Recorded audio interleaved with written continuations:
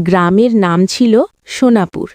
সেই গ্রামে থাকত আরিয়ান নামে এক কিশোর। আরিয়ান খুব বুদ্ধিমান হলেও তার একটা বড় সমস্যা ছিল।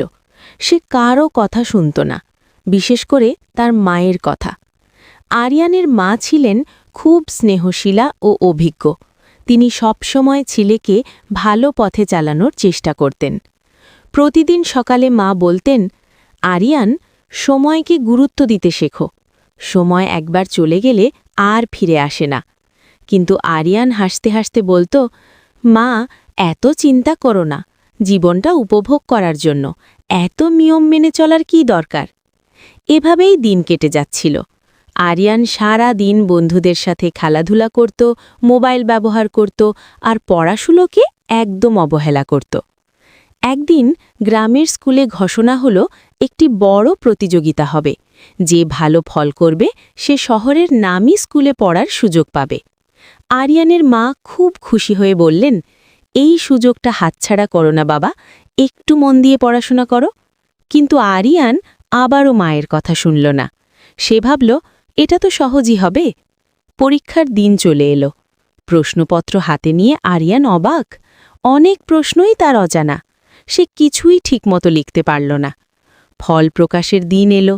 তার বন্ধুরা ভালো ফল করল, কেউ কেউ পুরস্কারও পেল। কিন্তু আরিয়ান ব্যর্থ হল। তার চোখে জল চলে এলো। সেদিন সে প্রথমবার নিজের ভুল বুঝতে পারল। বাড়িতে ফিরে চুপচাপ বসেছিল। মা কাছে এসে কিছু না বলে শুধু মাথায় হাত রাখলেন। আরিয়ান কাঁদতে কাঁদতে বলল, মা, আমি ভুল করেছি। তোমার কথা শুনলে আজ আমি জিততাম। মা মৃদু হেসে বললেন, ভুল করাটা খারাপ নয়, ভুল থেকে না শেখাটাই খারাপ। এখন থেকেই শুরু করো। সেই দিন থেকেই আরিয়ান বদলে গেল। সে নিয়ম করে পড়াশুনো শুরু করল, সময় মেনে চলতে লাগল। ধীরে ধীরে সে নিজের জীবনকে গুছিয়ে নিল। কয়েক বছর পর সেই আরিয়ানই বড় পরীক্ষায় প্রথম হয়ে সবার মুখ উজ্জ্বল করল। মঞ্চে দাঁড়িয়ে সে বলল, আজ আমি যা হয়েছি সব আমার মায়ের উপদেশের জন্য। মা দূরে দাঁড়িয়ে চোখের জল মুছছিলেন। এবার সেটা ছিল গর্বের অশ্রু।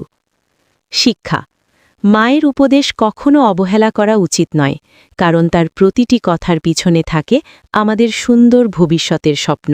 ভিডিওটি লাইক করে, চ্যানেলটি সাবস্ক্রাইব করে, ঘন্টাটি অলে সেট করে দাও ভিডিও সবার আগে দেখার জন্য